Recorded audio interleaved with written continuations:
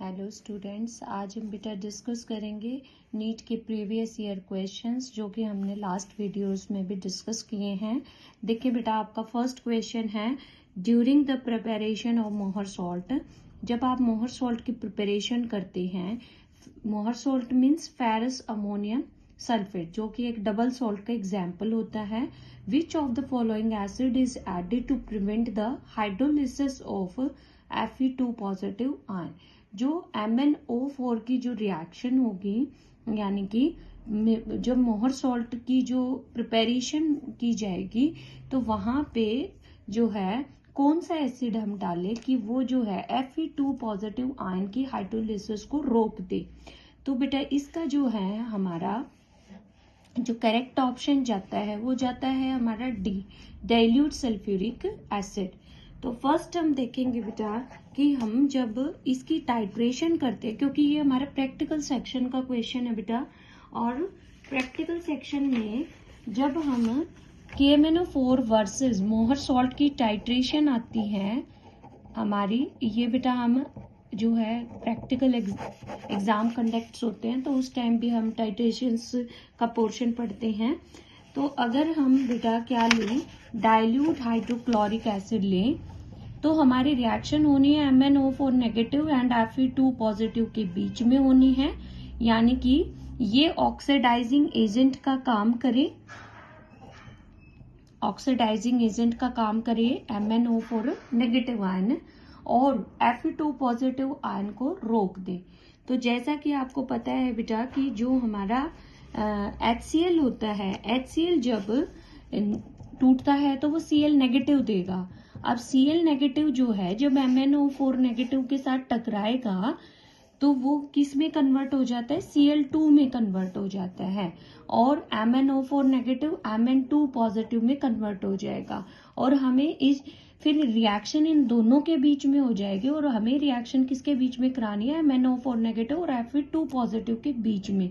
यहाँ पे तो अगर आप हाइड्रोक्लोरिक एसिड डालेंगे तो जो क्लोराइड है ना वो Cl2 में कन्वर्ट हो जाएगा, तो इसलिए हम डाइल्यूट HCl का यूज नहीं करेंगे।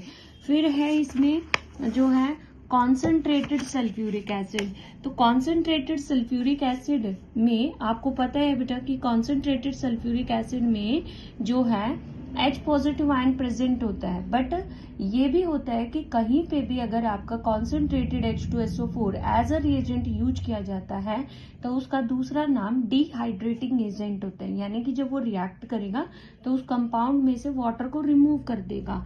तो जो हमारा MnO4 नेगेटिव है, जब हमारा कॉन्सेंट्रेटेड H2SO4 जाएगा, यानी कि जिसमें H पॉजिटिव आयन की कॉन्सेंट्रेशन ज्यादा है, तो वो यहाँ पे क्या बना देगा, HMnO4, और हमारा जब HMnO4 में से वाटर निकल जाएगा, क्योंकि वो H पॉजिटिव के साथ तो रिएक्ट कर लेगा जो कि हमें कॉन्सेंट्रेटेड से मिल रहा है, बट इसका काम तो डिहाइड्रेटिंग का है, तो ये वाटर निकाल के और Mn2O7 में उसको कन्वर्ट कर देगा, तो रिएक्शन इन दोनों के बीच में नहीं हो पाएगी।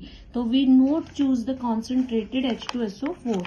नेक्स्ट है डाइल्यूट नाइट्रिक एसिड। तो नाइट्रेट आयन जो होता है that is act as a strong oxidising agent, और वो क्या कर देता है Fe2 पॉजिटिव को Fe3 में कन्वर्ट कर देता है, और हमें इस चीज को रोकना है क्योंकि हमें इन दोनों के बीच की रिएक्शंस को कंडक्ट करना है, तो इसकी हाइड्रोलिसिस को प्रिवेंट करना है। तो सबसे जो बेस्ट होता है वो क्या होता है आपका MnO4 negative, Fe2 positive and H positive ion, जो कि आएगा कहाँ से, डाइल्यूट H2SO4 से, और डाइल्यूट H2SO4 क्या होता है, non oxidising agent, so it prevent the hydrolysis. तो इसका करेक्ट ऑप्शन जाएगा कौन सा, option number D, dilute sulphuric acid is the correct option.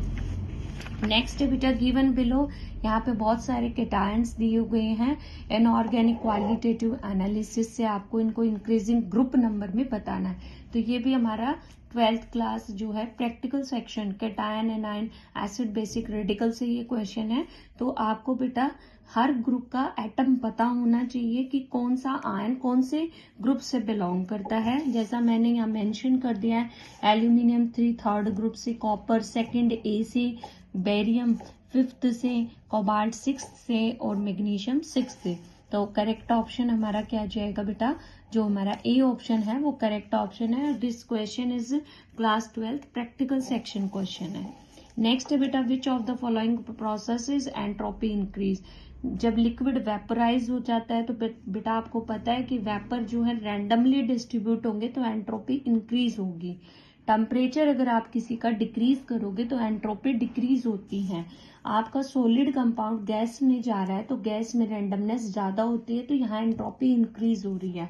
आपका मॉलिक्यूल एटम में कन्वर्ट हो रहा है तो मॉलिक्यूल फ्रीली एडजस्ट नहीं कर रहा बट एटम इंडिपेंडेंटली एडजस्ट करेगा। तो यहाँ पे भी आपका क्या हो रहा है, यहाँ पे ये बाइंड अप था बॉन्ड के थ्रू, यहाँ पे बाइंड अप नहीं है तो एंट्रोपी इंक्रीज हो रही है। तो किस किस ऑप्शन में हमारी एंट्रोपी इंक्रीज हो रही है, तो except B, A, C, D is the correct option that show the entropy is increasing। और ये क्वेश्चन है आपका क्लास 11 चैप्टर 5 थर्मोडायनेमिक्स से ये हमारा क्वेश्चन था। तो अगर आपको ये वीडियो अच्छी लगे तो आप वीडियो को लाइक करें, शेयर करें, चैनल को सब्सक्राइब करें। Thank you.